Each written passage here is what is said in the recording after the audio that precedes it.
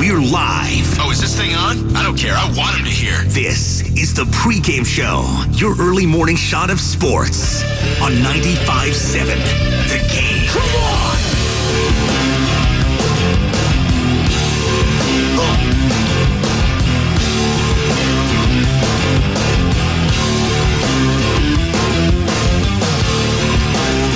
We're back.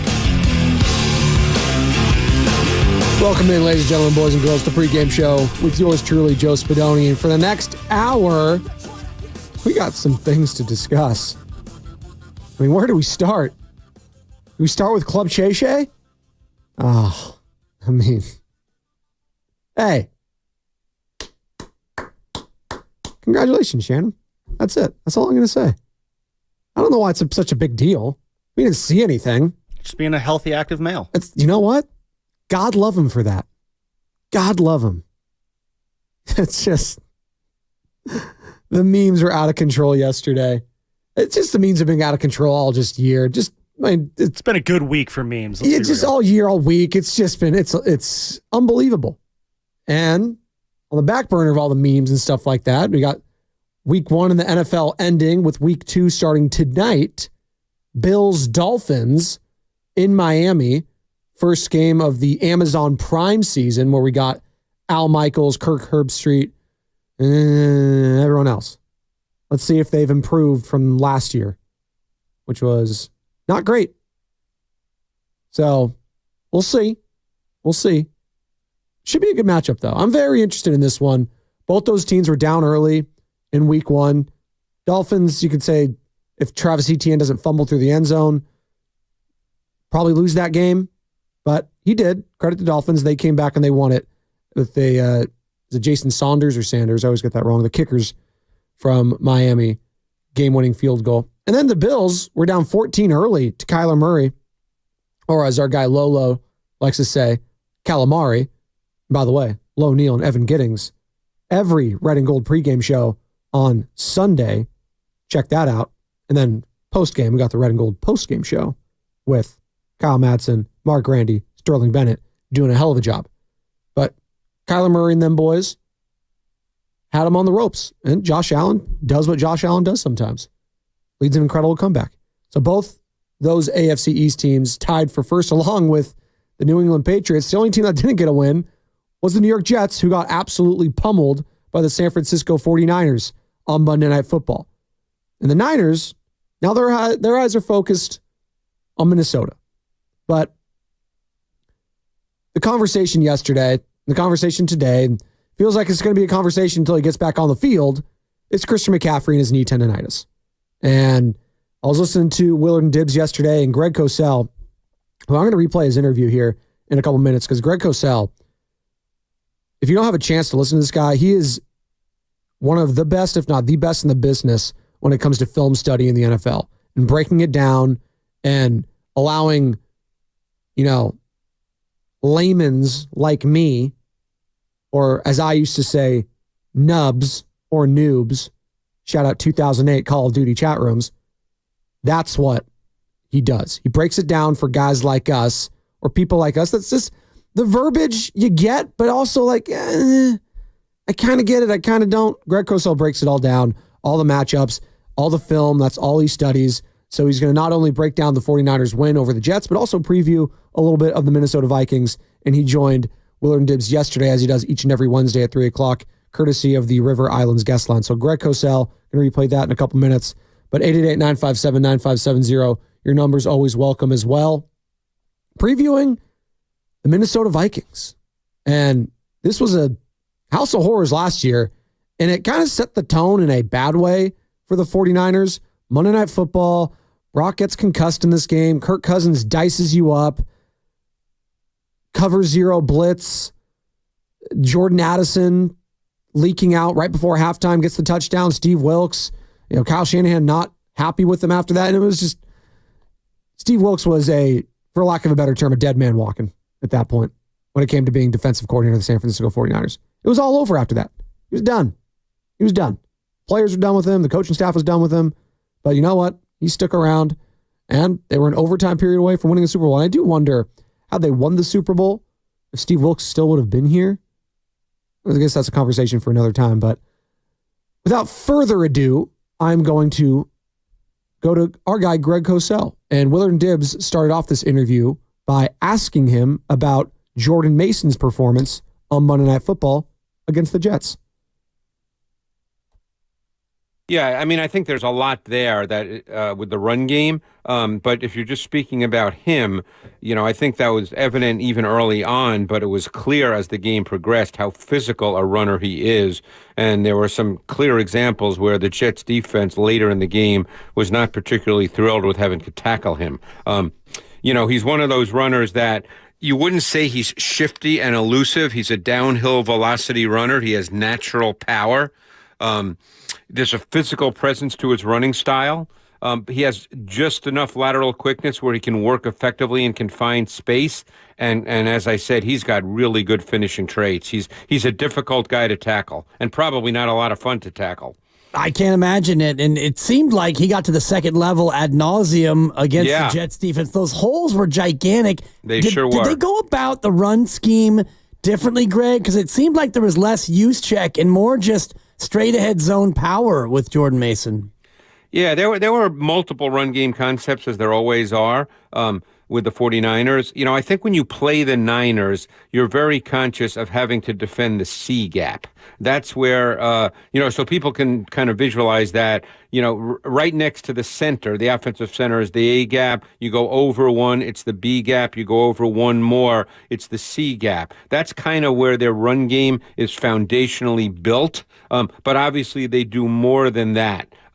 But so they did a number of different things. The key thing was that he ran almost exclusively out of what we would call base personnel. When Juszczyk was on the field, when there were two tight ends on the field, when there was both Juszczyk and two tight ends, 23 of his 28 runs came in these base personnel packages. Greg, I'm curious to know if you saw them running to the right more often than in the past, because famously they love to run behind Trent Williams, but it looked like they were running to the right more often than in the past. Is that so? I didn't chart it, so I don't know the exact answer, and I don't want to make something up, but I didn't get the sense that they were only working to one side. I felt like it was pretty multiple. It's funny. Sometimes the shorter runs are the really cool runs. Like I thought that his 5-yard touchdown run in the third quarter was just an example of great design and execution. I thought that you had an unbelievable double team by the center, Brendel, and Banks, the left guard, and it was on Quinnen Williams, who's obviously a really good player. I loved the way Kittle inserted as a lead blocker on the stacked linebacker Mosley, and then Samuel came in from the right side of the formation and kind of cracked back on the safety Clark. I thought, that was just one of those runs. Obviously, it was a touchdown, but it wasn't a long run necessarily, but it was just beautifully designed and executed. Just a clinic in the run game. I can't help but get my eyes on Dominic Pooney over there in the right guard making his first start. What did you see on the film from Dominic? Yeah, he looked really good. I didn't, to be honest with you, I didn't watch a ton of preseason football. I'm being honest, it's not my favorite thing. But that's good honesty. I thought that he showed early in the game and then throughout the game both strength as a run blocker. I thought he was good at one-on-one pass protection. There's two blocks that in the run game, more than two, but two that you have to be able to execute in the NFL, or as a guard in particular, or you're not going to be a starting guard. One is the backside cutoff block. So if the zone run game goes away from you, you have to be able to execute the backside cutoff block. Then in the zone run game, when it goes to your side, you have to be able to execute the front side reach block. In other words, the reach block is a case where the player is just outside of you and you have to get outside of him to seal him to the inside. Those are two blocks that you have to be able to execute, one on the backside, one on the front side, and I thought that he did that very well in this game. And he's going to have to continue to do it well. Senior producer, NFL Films, Greg Cosell, is with us here on Willard and Dibbs, as he will be every single Wednesday afternoon on 95.7 The Game. Greg, people for a while now have been running out of questions to ask about Brock Purdy, but one of the ones that was still remaining was, I wonder what he would look like without Christian McCaffrey. So, Greg, what did he look like without Christian McCaffrey? Well, I mean, to me, those two things are mutually exclusive. I mean, obviously, McCaffrey's a great player, but I mean, when Purdy has to drop back and throw a ball, that's not necessarily a function of Christian McCaffrey. I thought Purdy was kind of Purdy. He was efficient. He made good throws. He's got enough movement that he can move around and make plays. Look, I don't know if we discussed this last week. I can't remember. I'm old, guys. I can't remember what we discussed last week. But Purdy is the scheme and the system and Purdy's ability to execute it at a high level all go together. And, there's some great examples of that. Kittle, the 26-yarder to start the second quarter field goal drive, was a beautifully designed, what we call a flood concept. It's a 3-level stretch concept. Kittle ran the intermediate route. Beautiful design. I'm sure you guys remember Juszczyk's 34-yard reception, which was a Kyle Shanahan classic, because what he likes to do is put a second-level defender who has both a run and a pass responsibility. He likes to put that player in conflict, and that's exactly what he did on the Juszczyk 34-yard reception. That was beautiful design. When I saw that play on the coaching tape, I got excited. That's what I love about football. But Purdy just executes what he's asked to execute at a really high level. And I think people lose sight of how difficult that is to do, play after play after play, week after week after week. And they view him, well, he's just running a great system. That's really hard to do. And he does it at a really high level. Yeah, it was a clinical performance from Brock, and he didn't have to overwhelm to go out there and have a pretty lopsided victory for the 49ers. I want to ask you about the defense, because other than the early drive in the first half, they had their way with Aaron Rodgers and the Jets offense. What did you see on the film as to why the Niners D had such an edge?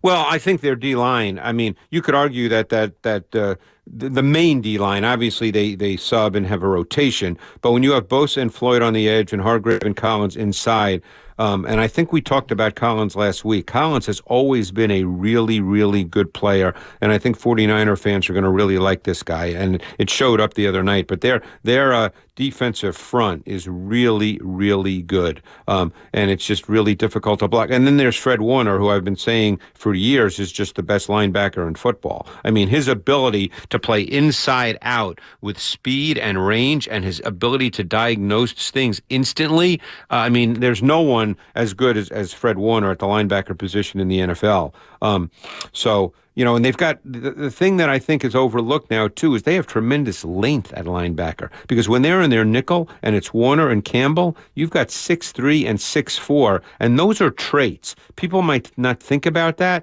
but that kind of length, those are traits.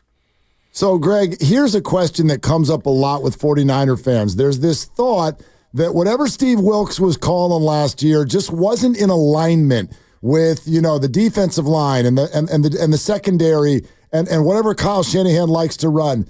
The idea this year was they were going to get back to who they were before the hiring of Steve Wilks, with Nick Sorensen and Brandon Staley calling plays.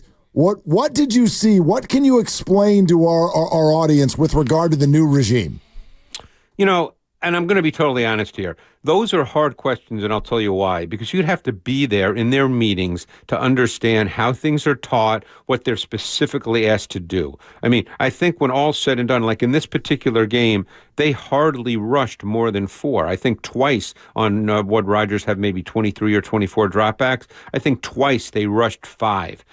My guess is that this is going to be a defense that's going to rely predominantly on their on the 4-man pass rush. Now, there are things they do in third down and sort of pure pass situations with what we call loaded fronts, where they line up 3 defensive linemen to one side of the center. Often Fred Warner will walk up to the guard opposite that load side, and they'll do some pressure schemes from that. But I think this is going to be a defense that relies a lot on the 4-man pass rush, as long as it's being effective, and most weeks it will be. There's always some weeks, that things don't work exactly the right way. I think from a coverage perspective, we saw in this game multiple coverage concepts on third down out of their nickel. They don't play dime. They're a nickel sub defense. We saw cover 2, cover 1, cover 3. I think you'll see these kinds of things depending on the opponent. by NFL standards, I don't think they'll be overly detailed. Now, having said that, if I was sitting in the meetings, I'd probably have a different view. But I don't think they're going to be one of those teams that does a million things. I think it's going to be more execution-based than heavily scheme-based. That would be my sense. Yeah, the stats indicate that they played out of the nickel 76% of the time and just 24% with the three linebackers. And the second linebacker, fans are concerned, Greg, about Devondre Campbell. He was guarding Wilson a couple of times in that first touchdown drive. It didn't go well. Does he have the speed to hold up in this defense when they go to the nickel and just two linebackers? Yeah, I mean, he's got length. He can move. I mean, obviously, he's not going to be covering wide receivers man-to-man. There are sometimes the offense, through formation, through motions, can get a wide receiver on a linebacker. That does happen in the league, and there's really very few linebackers that can match up. So that's not a knock on Campbell. I mean, if anybody saw the Chiefs in the Thursday night opener, the way they got Rice matched up on linebackers and good linebackers, then, that happens. They got him matched up on Roquan Smith, who I think most people would agree is a pretty damn good linebacker. So that's not a knock on Campbell. The fact that maybe Wilson beat him once, and I don't remember the specific play, but I mean, that's not the way you're going to evaluate Campbell, by his ability to defend wide receivers. Obviously, there's been a ton of talk the last handful of weeks about Brandon Ayuk, and we loved what you had to say last week when you talked about his fit in this system. Because he's being eased in, yes, there was at least one, maybe two dropped passes. How would you? He dropped a touchdown. He dropped a touchdown. How would you compare what we saw from Brandon in this game to what you're used to seeing from him? Well, I think he's played enough games in the National Football League that we know what he is. I mean, obviously he had that touchdown drop, which I'm sure he'd make that catch 9 out of 10 times. I think there was another one where I think it was a quick slant that went off his hands. It's probably a rust issue. No matter what you do and what you do in the off season, if you're not in camp and you're not going through the whole process, it's different when you get into a real game. I mean, I don't think there's any reason to be worried about Brandon Ayuk. He's played a lot of games in the league. He's been a good receiver. We talked about him last week. He's not all of a sudden going to be a bad receiver. He had a bad drop. He dropped a touchdown. It was very visible. It's a national TV game, so it happens. Greg, you're officially our pivot point in the week where we go from looking back to looking ahead, and the Niners getting ready to head to Minnesota. Sunday morning game on the fake field up there in Minnesota. What have you seen on the film from the Vikings that 49er fans should keep an eye out for on Sunday morning? Well, let's look at the Vikings defense. They were very interesting this past week, and it could have been a function of who they were playing. Obviously, the Giants do not have a great offense. But one of the things that Brian Flores did a year ago, which was fascinating, and you rarely ever see this in the NFL, is it was a team that had the most three-man pass rushes in the league and the most six-man pass rushes in the league. Now, against the Giants, they stayed pretty basic with four-man pass rushes and played a lot of coverage behind it. Again, I'm not Brian Flores. I don't know what he'll do against the Niners, but that three-man versus six-man pass rush deal was fascinating to me watching their tape a year ago, because you rarely see that kind of thing in the league. And then, of course, on offense, and we can talk about this, you guys can jump in, you got your old buddy Sam Darnold, who looked very good last week. Well, what'd you see? Like, what because he was here, but we didn't really ever get to see him play. No. So, what did you see from Sam?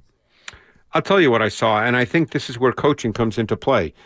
Kevin O'Connell, obviously coming from the Shanahan and McVay tree, you saw Darnold with really clean footwork, really understanding the connection between his drop and the route concepts. You saw some really well-schemed, well-designed play concepts that really presented him with clean, defined reads so that he could hit his back foot, and if it required him just to hit his back foot and deliver, he'd do that. If it required a hitch, he did that really cleanly. He looked extremely comfortable. Now, it's one game. No one's going to sit here after one game and say, man, this guy's on his way to a great year. But if we're talking this same way after 6 or 7 games, then to me, you really have to talk about the coaching element. Because don't forget, he was coached last year, we know, with the Niners, even though he didn't play, and now he's with Kevin O'Connell, who's really, really good. So sometimes that's the difference, because you're dealing with a kid, and you know this, big kid, physical kid, throws the ball well. There's nothing from a physical trait standpoint that he can't do. He always had other issues, including mechanical and including what he was seeing. But he looked very comfortable this past week. Looked like they were moving the ball around, too, to the various weapons. Justin Jefferson was not too much of an isolated target. I'm curious about the run game from what you saw from Minnesota. Looks like a little bit of a committee, and they use the fullback a little bit, too, don't they? Oh, they play a lot out of 21 personnel as well with Ham.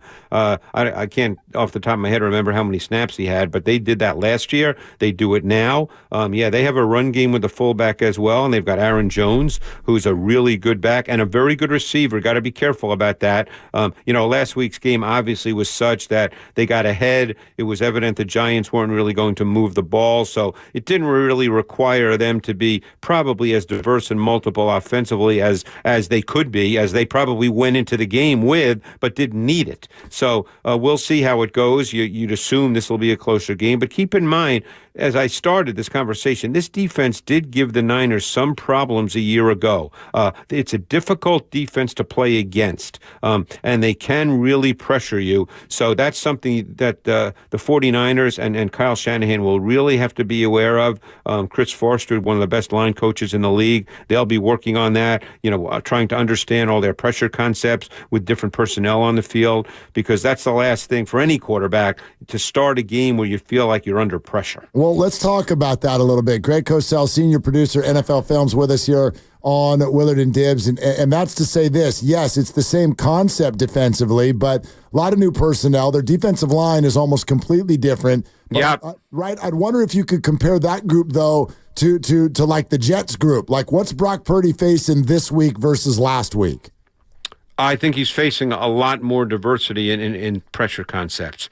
The Jets are not really a high-pressure defense, and when they are, their particular concepts are, I don't want to say they're basic, that's not the right word, but they're not. They don't have a ton of them, whereas Minnesota has a lot of different looks. Minnesota often lines up with 6 or 7 on the ball, on the line of scrimmage, so you don't know who's coming, who's dropping out. They make it difficult to try to figure that out, because you have to make sure you protect. You can't just say, well, I think that guy's going to drop out. You can't do that. So you have to, protection becomes a really critical issue. Protection first. You don't have a pass game if you don't have protection. And Minnesota with a couple of really vaunted players in the secondary, Stephon Gilmore, and they got Harrison Smith. How do you like those matchups, Minnesota's secondary against the likes of Debo, and assuming Brandon Ayuk can play more, Brandon Ayuk? Yeah, I mean, they're not a heavy man coverage team. That's the thing. Surprisingly, even when they pressure, they play more zone concepts. Now, zones always have a matchup element to them, but they're not a heavy, straight man-to-man team. So it's not so much, hey, this guy's going to have Samuel, this guy's going to have Ayuk. That's not really the way they play. So we'll see how it plays out. Obviously, they've got some different players. They signed Van Ginkel, who's a really good player from Miami. He showed up this past week. They signed Blake Cashman from Houston, who was very good for Houston a year ago before he got hurt. And what they basically did is they swapped out Danielle Hunter, for Jonathan Grenard. Hunter's a little better, but Grenard's a very good player as well. Greg, before you go, I'd like to ask you this, even though, look, it's only been 1 week, and this might feel a little speculative, but based on what you know and what you saw this week, what kind of an outlook and optimism would you have for this 49er defense as a whole and its standing within the league? Well, I think their front, let's talk in terms of playing nickel, because you end up playing nickel more than you play base. I think their front 6 is among the better front sixes in the league. We talked about their down four. We talked about Warner being the best linebacker in the league. Campbell, in my view, will be fine. Obviously, it's safety. I don't know if Hufanga is coming back. You guys might know that better. I don't know what his status is. Obviously, they played Odom, who throughout much of his career has been a high-level special teams player and a spot starter. They used Odom and Jair Brown kind of interchangeably. They both played on the back end. They both played in the box. Ward's a really good corner. The question becomes the other two corner spots. When they're in nickel, Lenore goes into the slot, and they played Yodom on the outside. I don't know if that's going to stay all year. I don't know what their feeling is about Renardo Green. He's a player I really liked coming out of Florida State. Florida State was a man-heavy defense, played a ton of press man, and I really loved Green. I don't know how he did through training camp, so I can't answer that. But I think that's where I don't want to call it a concern. I would just say that's what we'll be looking at to see how that plays out when they play against really good passing offenses and really good receivers. Greg, we're going to do it every Wednesday, and you just showed everybody why. Fantastic stuff. Thank you so much. Appreciate it, guys. Thanks. Look forward to it next week. Yeah, indeed. So do we. That's Greg freaking Cosell right there. Certainly was courtesy of the River Islands guest line, of course. Greg Cosell, again, best guy to talk about film study, breaking it all down, making it digestible for the rest of us.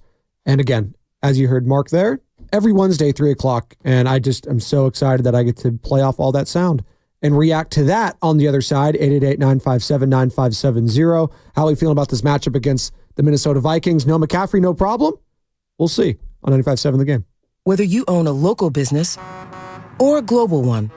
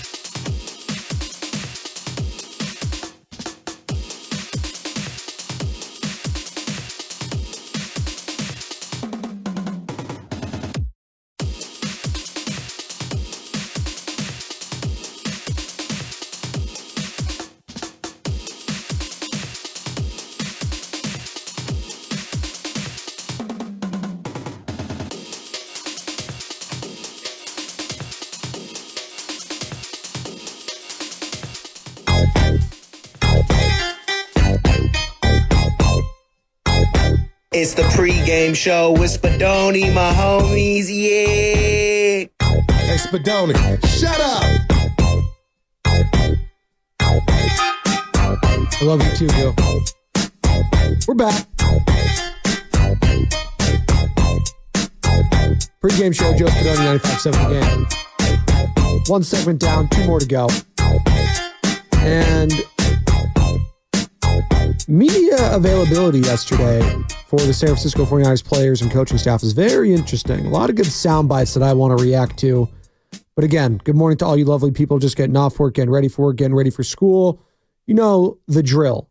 We're streaming on Twitch, Twitter, and YouTube, all powered by First NorCal Credit Union. Go ahead and search 95.7 The Game on any of those platforms. Like and subscribe. You can follow me at Spadoni_Joe on Twitter, where we are streaming. All right. First segment, we listen to Greg Cosell just teaching us things that we don't know about the game of football, things that we might have missed because he's knee-deep in the nitty-gritty, I should say, of all the film study. But the big conversation that dominated most of yesterday's airwaves here in the Bay Area was about Christian McCaffrey and the reigning offensive player of the year and his knee and his usage rate. Is he going to be okay? Is he not going to be okay? Do you arrest him? Do you not? I said yesterday you don't need Christian McCaffrey really to beat any team except the Kansas City Chiefs next month. So if you want to hold him out for that long, sure. Now, again, I'm not a doctor. Is that going to help? Is it not? They say for tendonitis, rest is the best.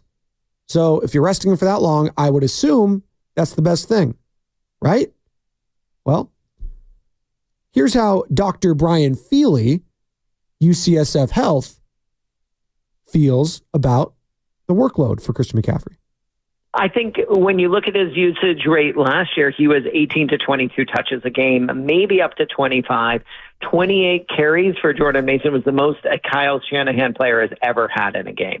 So ideally, you have him in the 15 to 20, and I think that's totally reasonable. I think the other nice thing is as soon as you put him out there, even if he's not the first, second, or third option, he's a decoy because he's so good. So I think once he gets out there, he will play. I think the athletic training staff and the medical staff is doing everything right. You take it slow with him now, especially if you're going to win a couple games with his backup. It's a long season. You know, it's hopefully is another season that goes well into February. You want him fresh and you want him feeling as good as possible. And we know all these players don't feel 100% by the end of the year. So you want to conserve him as much as possible for the second half of the year and into the playoffs. Christian McCaffrey, his status, head coach Kyle Shanahan. Christian is still limited and not just out. I'm not a doctor, but I would read that as a positive sign for how he feels. I'm not a doctor either, but I take that as positive. Yeah. You agree? Yes, I do agree. But I'm not a doctor. He's not a doctor. But Christian McCaffrey is limited and is practicing. So what does that mean for his availability, I should say, for this Sunday? We'll see. Doesn't mean anything. I don't think he plays this week. I mean, I'm just going off what Rap Sheet, what Schefter said. Those guys are pretty tapped in. NFL Network and ESPN, respectively. Why play him this week? But again, the word attached to this injury, people, I think we keep kind of sleeping on this, is Achilles. This isn't a knee. It's not an ankle. It's not an elbow. It's a knee. It's not a knee. It's an Achilles. Achilles. That's the worst word you can say for a running back, for any athlete, when it comes to an injury report. You can't, that is concerning. You can try to poo-poo it all you want and say, oh, it's just football. You know, go out there and play. Oh, there's like, yeah, but if I'm Christian McCaffrey, and I know how bad he wants to play, he wants to get out there, he's a gym rat, he loves being on the field, I get that. You got to protect a player from himself sometimes. And that's his career ending, potentially. Those are the facts. And you could say, oh, well, it's a violent sport. He can do all this. Yeah. Great. I would like to mitigate that as much as possible, though, if my goal is to win a Super Bowl. And yes, can the 49ers win a Super Bowl without Christian McCaffrey? Sure, it'll be very difficult. I'd like it to be as easy as possible. And if rest, again, rest is the best remedy, then let's have him miss a couple games. It's really not rocket scientists here. I really don't understand what we're like psychoanalyzing this. Like it's that he has an Achilles injury. Keep him out until he feels like he's 100%. Seriously, if that takes 6 weeks, so be it. Here's the man himself talking about it. Monday morning, just moving around a little bit. I prepare every week to play. My mindset every week is I'm going to play. There's been weeks where I'll go the full week, not even feeling good enough to do the walkthrough. And then I wake up and the body's capable of a lot of cool things. And, mentally I'm always prepared to play. And then woke up and it was a group decision, very tough one. I hate not playing, but look at it as a chess move and, something that hopefully we can benefit from the rest of the season. Christian, is playing on turf an issue? Yeah, if you can't run on turf, you can't run on the field. Can't run on grass, can't run on turf. If you can go, you can go. You can go, you can go. That being said, I'm telling you not to go. Shout out E40, tell me when to go. I'm telling Christian not to. Not this week. Not next week. I'd rather have him on the grass and the natural stuff when you play the Patriots in a few weeks' time. That's just me, though. That's just me. As Kyle said, I'm not a doctor. But I am, I get worried about the injuries too, a little bit. Not quite to Joe Shasky's level, but I get where Shasky's coming from. Like, you want your best offensive player to be there at the end of the season because after that week 1 performance, I'm very confident in saying the San Francisco 49ers team is going to the playoffs. I mean, if you want to do week 1 overreactions again, I don't think that's an overreaction at all. Snyder's team is going to the playoffs. Now, the question is, who's going to be their lead back during that time? You're hoping it's one Christian McCaffrey. But if it's not, maybe it's Jordan Mason, who CMC talked about. I'm so proud of him. When you're in a rhythm and you're in a groove, you let him be. And he showed that, man. I was so pumped for him. And, just everything that he's done all camp. He's earned that, and he balled out, and it showed. Did you talk to him after the game? Yeah, absolutely. What'd you say? Yeah, congrats. Yeah, congratulated him. We got a special room, and he's right there in the play, and someone who's going to help our team a lot this year. So I'm happy he's in our room and super happy for him. So now what is it going to look like if Jordan Mason is RB1? Well, here's Kyle Shanahan saying if he could handle the workload. When I've seen him, he hasn't mentioned anything. The trainers haven't mentioned anything. That's what I was kind of explaining on training camp that I thought was so impressive, having so many guys out and how hard he went each day and the way his body really never changed. So he ran so hard in that game, and he seems good to go. Against the Minnesota bleeping Vikings this Sunday in Minnesota, Sam Darnold. Revenge game? Kyle Shanahan doesn't seem to think so. Loved having Sam here. He was an awesome guy. He's been that way everywhere he's been, and we found it out personally here. Always liked Sam before he got here, just his talent level from college and what he had seen in the NFL, and was exactly as good as advertised. I mean, he's such a good athlete, so tough, can make any throw, and really enjoyed working with him. I thought he got better throughout the year.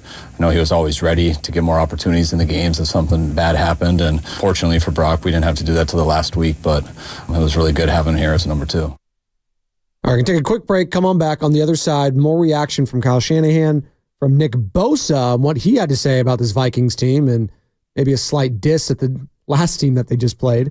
Plus what Brian Baldinger, who joined the Morning Roast yesterday, courtesy of the River Islands guest line, what he had to say in regards to the 49ers matchup in Minnesota. All that coming up next right here on the pregame show. Joe Spadoni, 95.7 The Game. Uncle, Kate's gonna leave me, and I need your advice. What's the problem, John? She thinks I'm cheating on her, but I'm not. It's just that I have ED now.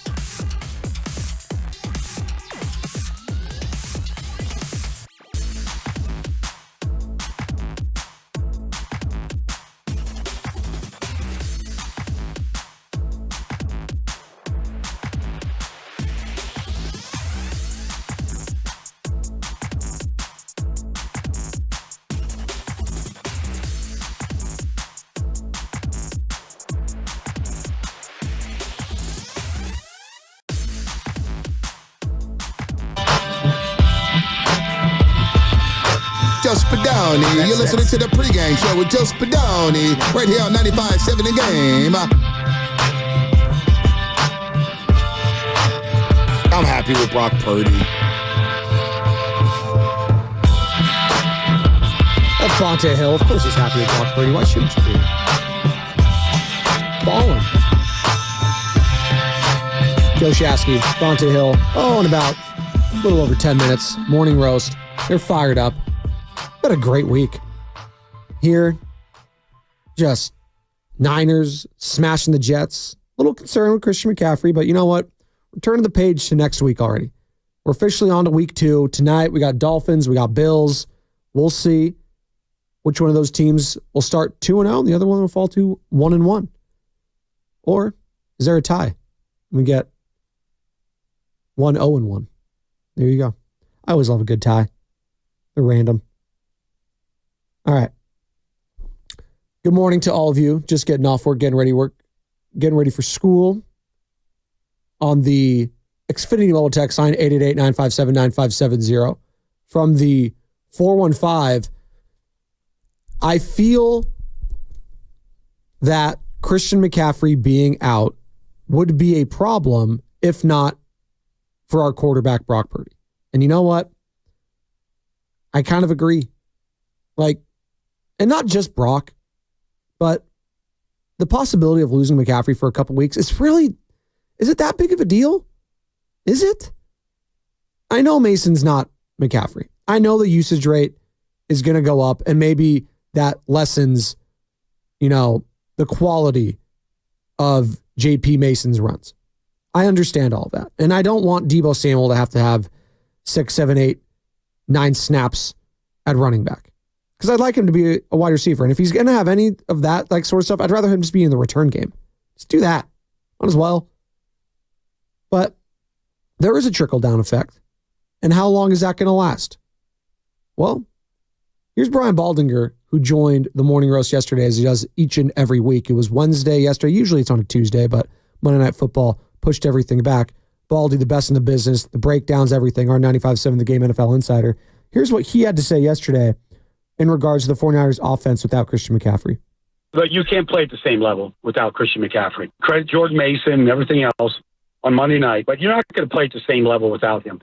He's just too much of a force for Kyle Shanahan to move around and put in different positions and exploit matchups in the passing game. But, he has this history now, and I'm the biggest Christian McCaffrey fan there is. But he has this history. He had 400 touches one year in Carolina, and he was banged up for much of the next 2 seasons.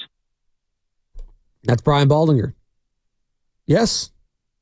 And running backs, it's especially scary when you hear the Achilles with the running backs, more so than any other position, because it's all predicated on power and explosion. Not to say that a guy like Dre Greenlaw, who suffered the same injury, or a worse injury, I should say, than McCaffrey, his game's not predicated on that. But for a running back in particular, their livelihood is basically all in that Achilles. Coming back from that is so much different than an ACL.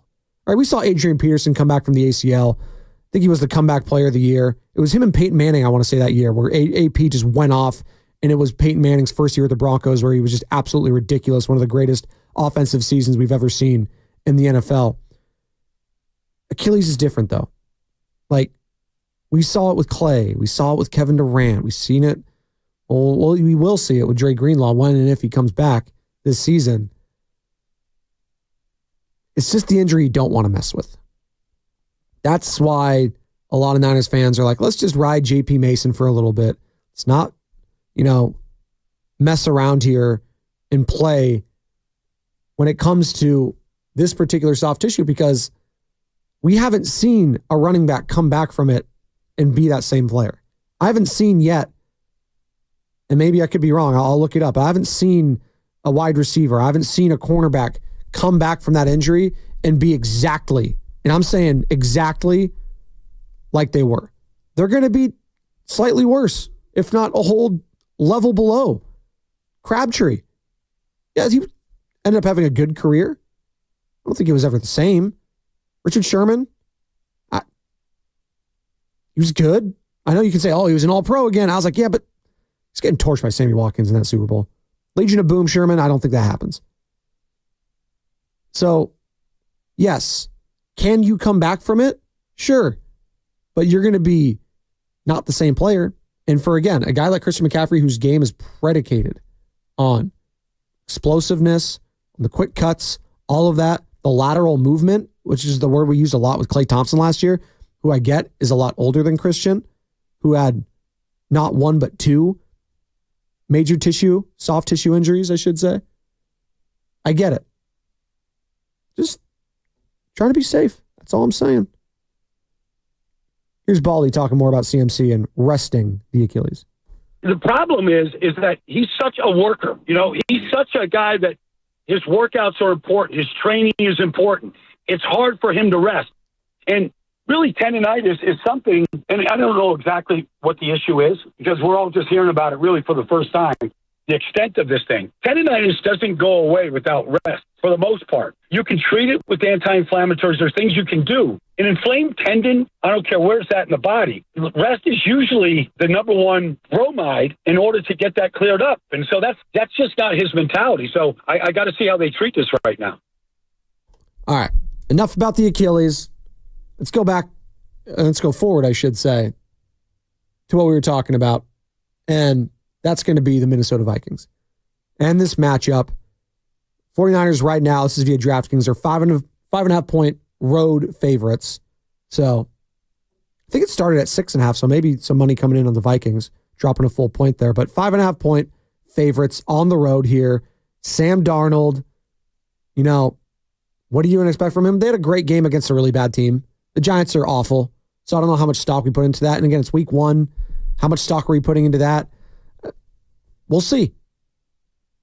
But starting off 2-0 instead of 1-1, it sets a much better tone. Gives you some breathing room, and then you start stacking wins before you know it. You're 4-0, you're 5-0, and then maybe you're undefeated heading to that matchup against Kansas City, who, again, we're going to keep circling that one because that's the matchup right now that everyone's looking forward to. But first, you got the Vikings, and they have a lot more names than you might think. Yeah, Sam Darnold's, it's whatever.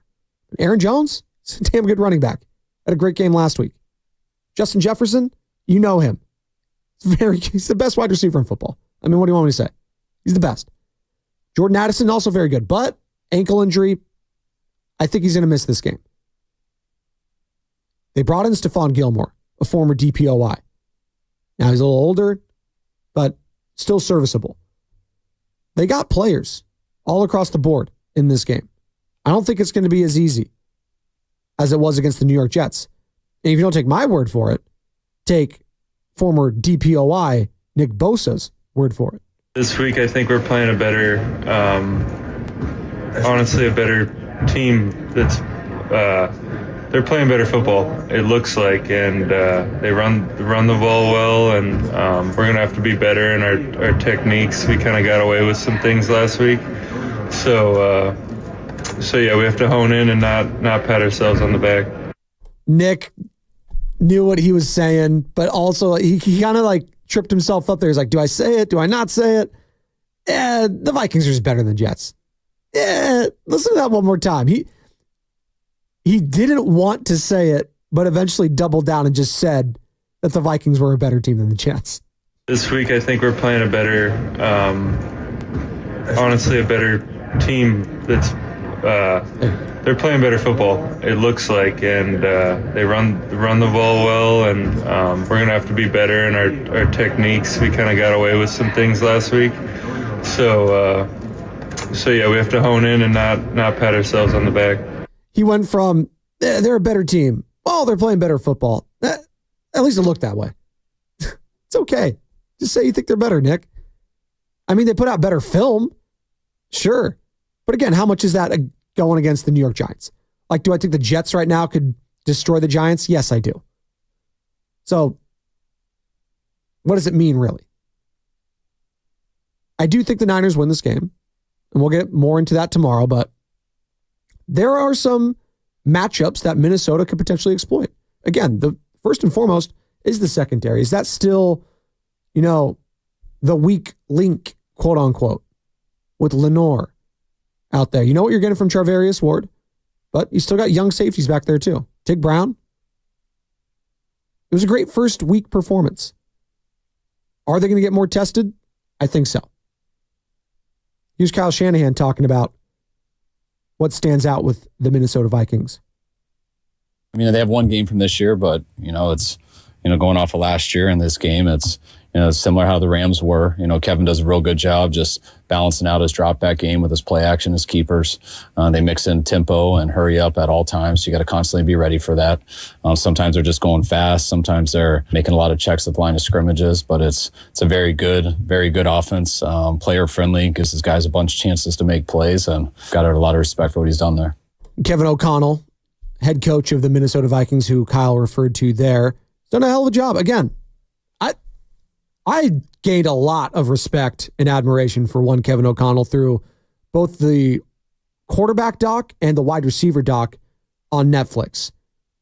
You had the Kirk Cousins point of view last year through the eyes of Kevin O'Connell at times, and then you had the Justin Jefferson view, right? He gets the best out of his quarterbacks. And I think that's the mark of a hell of a coach. And that's the coach you need right now if you want to win in the NFL. Andy Reid, Kyle Shanahan, Sean McVay, Kevin O'Connell, he's gone to the playoffs. Think of years past, offensive coordinators that were tight with their quarterbacks, right?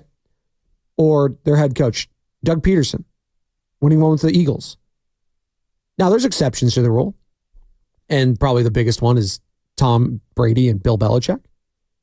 But Tom also had an elite OC. I'll say elite OC. And that's it. Because I don't like giving this guy compliments. Josh McDaniels. They had a great thing going on there. But the Niners got a little, not a bump in the road here, but it's going to be a little closer than I think a lot of people. 5.5, though. A touchdown feels right, but I could see this being a 3-point game late. I could. Or I give so much damn credit to the 49ers, it could be another blowout. That's the beauty of early window games, early season games. Week 2, 3, 4, 5. You don't know. That's the beauty of the NFL. And in college, you got a bunch of upsets. Like, who saw Notre Dame losing to NIU last week? No one saw that.